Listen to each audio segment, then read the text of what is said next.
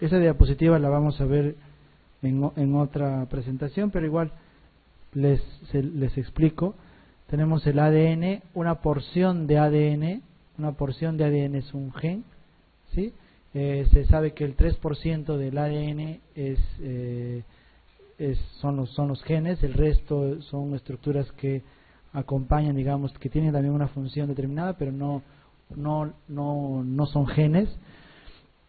Este gen, este ADN se va a unir con unas estructuras que son las histonas. Estas histonas son de distinta clase, H1, H2, H3, H4.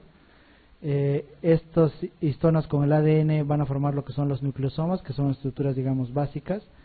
Tenemos los solenoides, luego estos solenoides se van a compactar cada vez más para formar lo que son las cromatinas, y la compactación de todo este material genético van a formar lo que son los cromosomas, que, como les comentaba, esos cromosomas se ven solamente en un momento del ciclo celular, específicamente ya sea en la mitosis o en la meiosis, y donde se puede ver con más claridad en las metafases de cualquiera de estos dos procesos, ¿no?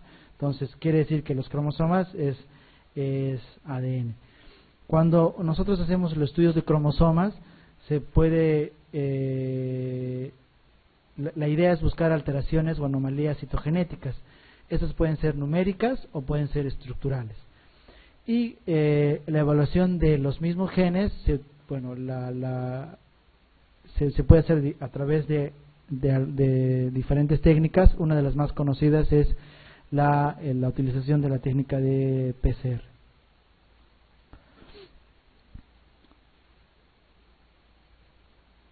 Lo que les quiero mostrar acá es, tenemos un gen determinado que es un gen, lo vamos a llamar A, tiene una secuencia determinada, ¿sí? Que va de 5' a 3', y que quiere decir de que este gen tiene una ubicación, y esta ubicación espacial se llama locus. Es como si fuera las coordenadas en un mapa determinado, la latitud, etcétera, la altitud, etc., de un gen, ¿no? Entonces cada gen tiene una ubicación espacial en los cromosomas, ¿okay? Por ejemplo, voy a hablar del gen de la ectodisplasina, tiene una ubicación en el cromosoma X. ¿Qué quiere decir eso? Que todos nosotros tenemos este gen de la ectodisplasina y que está ubicado en este cromosoma X, y no puede ser de que, digamos, en una persona esté ubicada en el cromosoma 1, 2, etcétera, ¿no? O sea, cada uno de los genes está ubicado o tiene una ubicación exacta, y a eso se denomina, como les comentaba, locus. Además, aprovechando esta diapositiva, tenemos el cromosoma, que tiene un brazo corto, ¿sí? Que se le denomina P, del francés petit, y Q solamente por correlación, digamos, al abecedario. Además ven ustedes unos números. El primer número significa la región, ¿sí? Cada cromosoma tiene una región determinada, o sea, pueden tener 1, 2, 3, 4, etcétera, regiones, y los otros números significan las bandas, que son estas estructuras, las bandas o las subbandas, ¿no? Entonces, van a ver ustedes en algunas publicaciones, por ejemplo, el gen FMR1, que produce el síndrome del X frágil, que es la segunda causa más frecuente de discapacidad intelectual, seguida del síndrome Down. Por ejemplo, tiene una ubicación en el cromosoma X, en el brazo largo, en la región 2 y en la banda 8, ¿sí? Y si uno ve en los libros es XQ 28, incluso .1 le ponen, ¿no?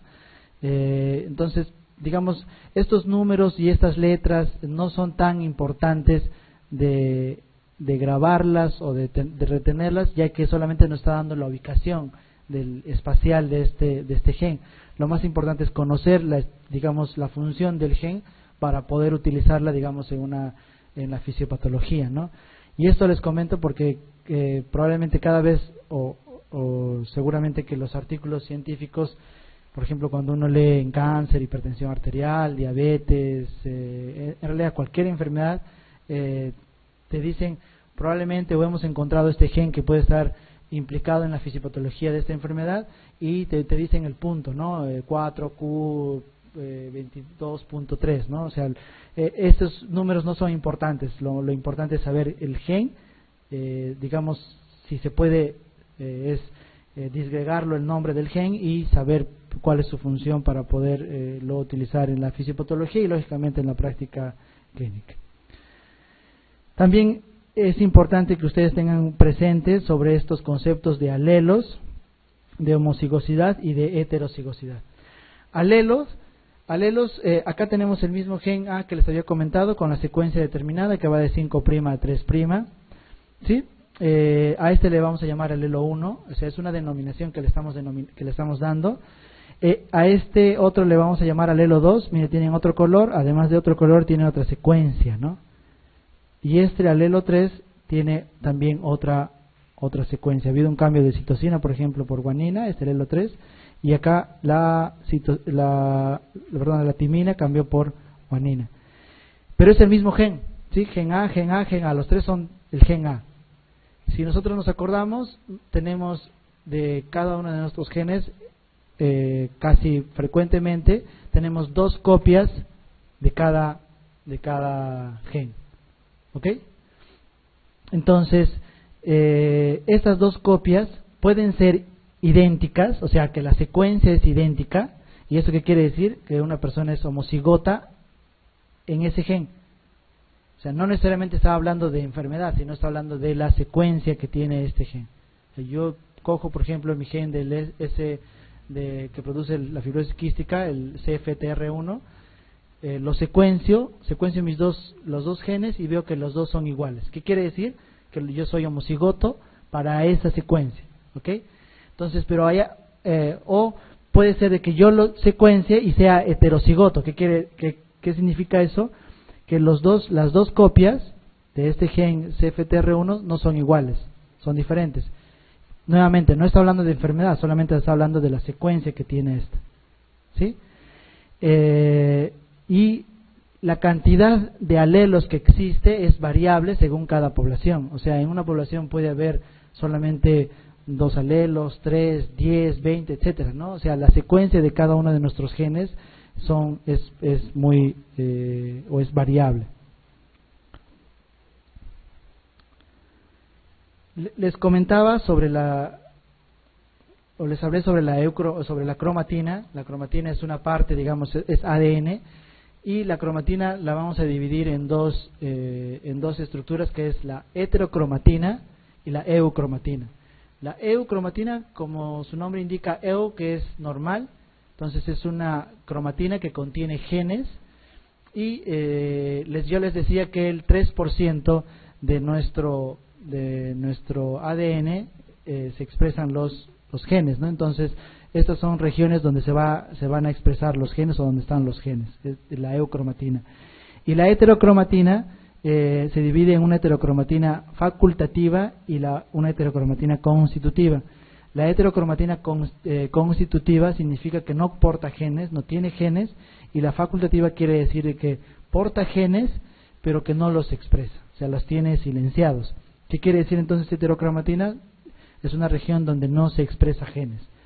Puede que no tenga genes completamente, o que tenga genes pero que estén apagados, ¿no? Ya les hablaba sobre esto de que la diferencia entre una célula neuronal y una célula cardíaca. ¿Por qué hay una diferencia de expresión de genes? Probablemente porque se apagan unos genes, o sea, no se expresan normalmente en uno, y se apaga normalmente en esa misma célula la expresión de algunos genes. Entonces, en esta pregunta, el ADN que contiene no porta genes. Eso es la heterocromatina constitutiva. Esto es una pregunta que también ha venido en algunos exámenes de admisión. ¿A qué se denomina o a qué se conoce como grupo de ligamiento? Esto antes se utilizaba con mucho más frecuencia. Digamos,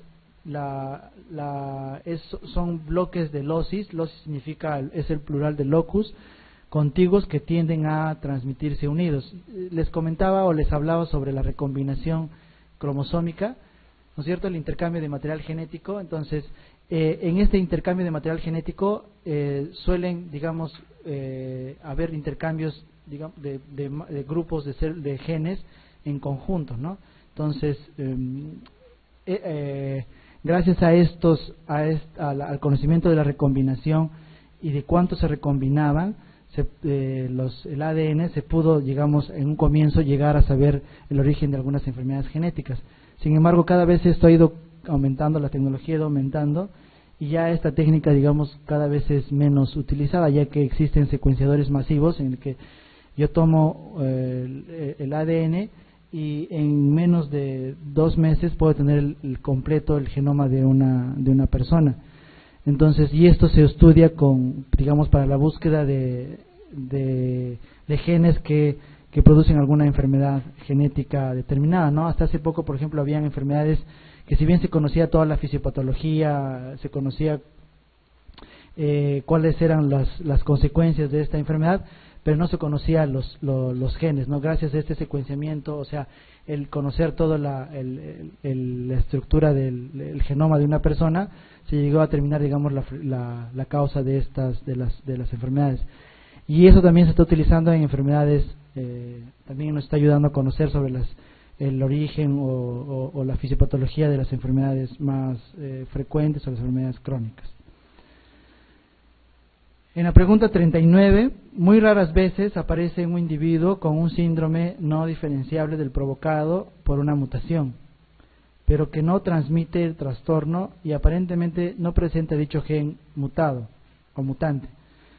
El fenómeno se conoce como, para primero explicarles cada una de estas respuestas, la heterogeneidad genética significa que, supongamos, yo tengo la osteogénesis imperfecta, esto es una enfermedad genética, ¿sí?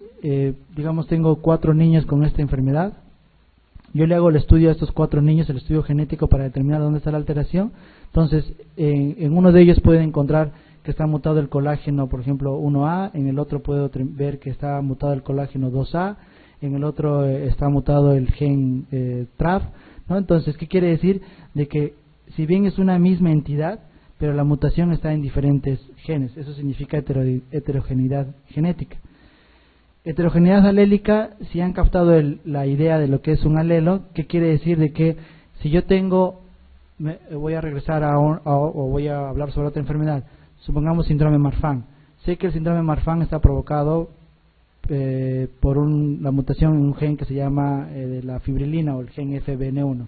Entonces, yo le hago el análisis a estas 2 personas y veo de que uno tiene una mutación, ¿sí?, en un punto, digamos en el punto 127, y el otro le hago el estudio y tiene la mutación en el punto 344. ¿Okay? Entonces, si yo veo que la mutación no está en el mismo punto, sino está en diferentes lugares. Entonces, eso se denomina heterogeneidad alélica. Polimorfismo genético es un término muy amplio que se está utilizando mucho, incluso para enfermedades comunes como les decía, diabetes, cáncer, hipertensión arterial, el asma, etcétera. El polimorfismo genético, digamos, se define como aquella alteración genética que puede ser desde un cambio de un aminoácido o de un nucleótido por otro, hasta cambios, digamos, grandes, ¿no? O sea, pérdidas o ganancias de material genético, pero que no produce una enfermedad determinada y que se ve en la población normal. Sí, o sea, un polimorfismo genético es una mutación en realidad, es un cambio de un nucleótido por, digamos, vamos a hablar de un SNP. Un SNP significa un cambio de un nucleótido simple, solamente de un nucleótido. Entonces, si yo hago el análisis de esta mutación y, digamos, comparo con una población enferma, veo que esta mutación no provoca la enfermedad, ¿no? O sea, está presente en la mayoría de o muchas personas, perdón, pero no provoca una enfermedad.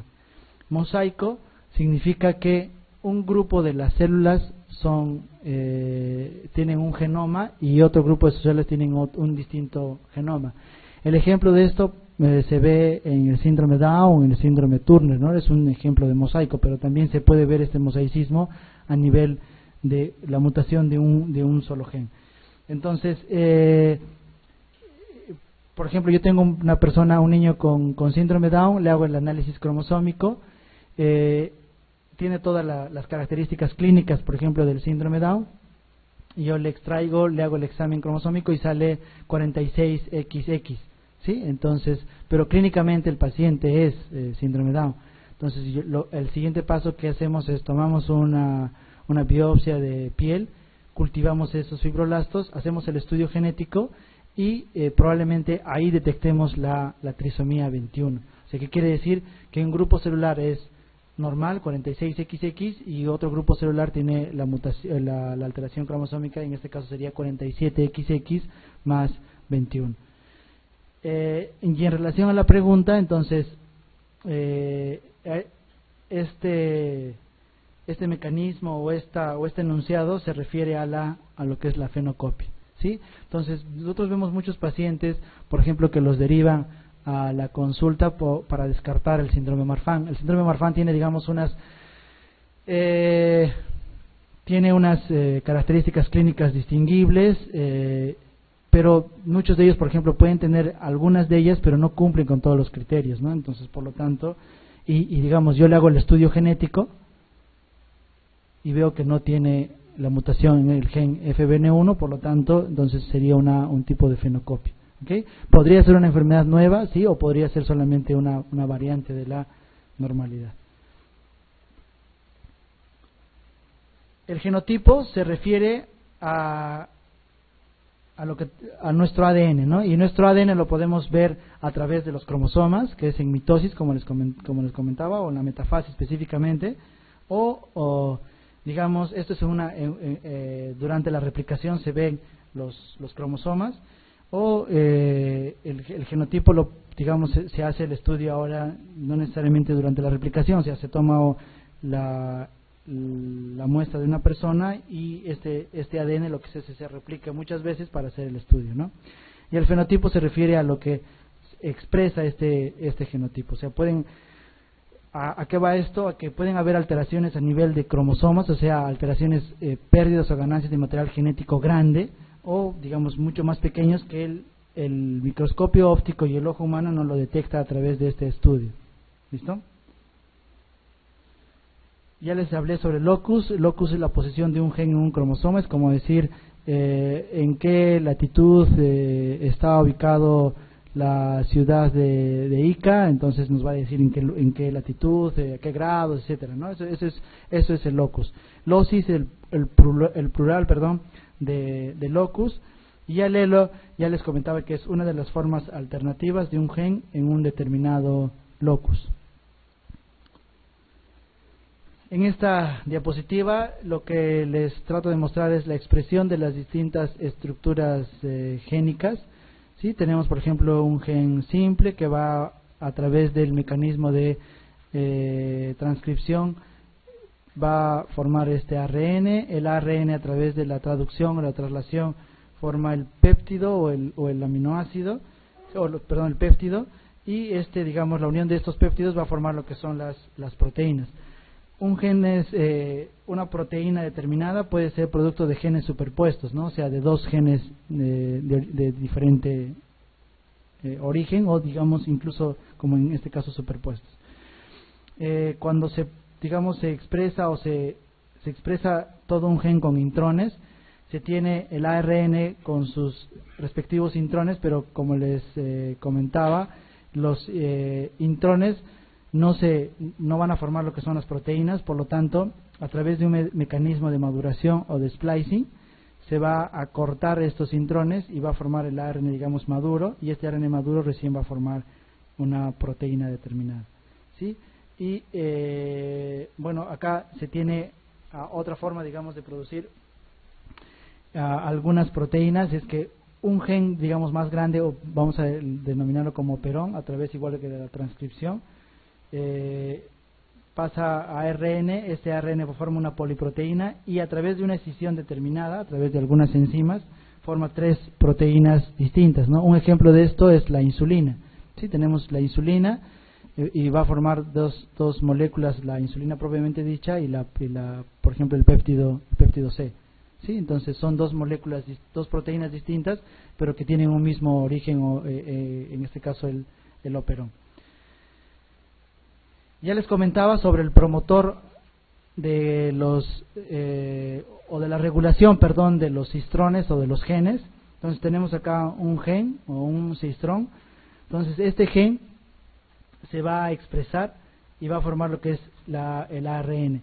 Pero este mecanismo no es así de simple, sino que tiene una zona promotora que a través de diferentes proteínas, o en este caso pueden ser hormonas, o pueden ser los mismos otros genes, o incluso ARN, regulan para que este gen produzca una determinada proteína.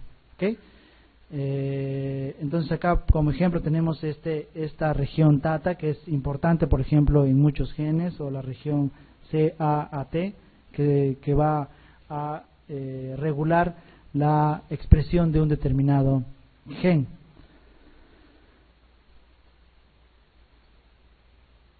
En esta diapositiva lo que les muestro es la síntesis de una proteína compuesta por dos péptidos codificados por distintos genes, ¿no? Tenemos un gen determinado A y este B, y la unión de estas dos proteínas al final va a formar una proteína determinada. Un ejemplo de esto es la hemoglobina. Homocigoto quiere decir que tiene idénticos alelos en un determinado locus génico, y heterocigoto quiere decir que tiene diferentes alelos en un locus determinado. Eso ya les mostré la figura.